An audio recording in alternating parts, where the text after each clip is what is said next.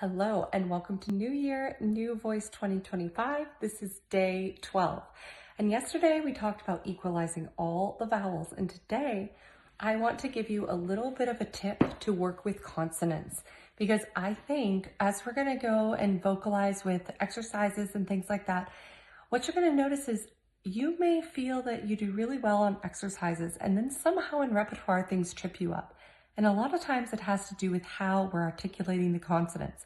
So I think it's really important to spend a little time and observe, how am I articulating my consonants? And you need to go through your entire consonant book. So every combination that you have, and you need to look at a couple things. I'm not going to go through them here. I have other videos on that, and you should probably, work with yourself, work with a mirror to see where things are going wrong. But I want to give you the big bullet points on what to look for. Number one is any inactive or strange lip movements. So for example, if you have like a bilabial consonant, which means your lips come together, right?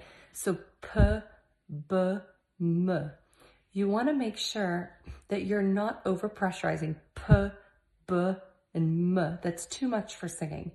You want to find the smallest possible point of pressure, p, b, m.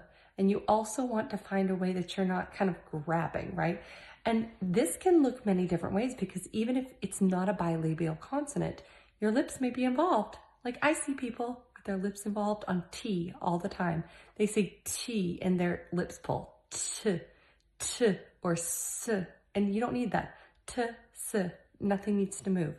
So as you're observing your consonants, make sure that only what needs to work is working. And usually some of the biggest offenders are the lips. So really, like we discussed before in a previous day, I think it was day 3 or 4, we were talking about the face movements and the articulators, and that this should stay pretty stable. So this is also the same for M, m. So it shouldn't go and pull downward, right? Or p, it should p. So we learn to articulate in a way that doesn't destroy that form. And that takes some practice, and that takes some tweaking, because everyone's slightly different, right? And everybody has different ways that their, muscles move, or that they interpret different in consonants. Because that's another big thing, is even though we all know a consonant, everyone might have just a little different way of saying it. And sometimes those ways are more helpful, sometimes they're not. So looking in the mirror and really examining how you are doing your consonants. Is the lip pulling downward, right? Are you feeling pressure or like unevenness on one side? You want to start to eradicate that. Slowly but surely, you look in the mirror and you observe, what are my lips doing on every consonant? Do I have consonants that are more difficult, right? S is a big one. S, that can be over-civilized, and you push air on that, right? So a lot of these things can just be fixed through awareness and through understanding that, oh, I don't need that kind of movement, or I don't need that amount of pressure.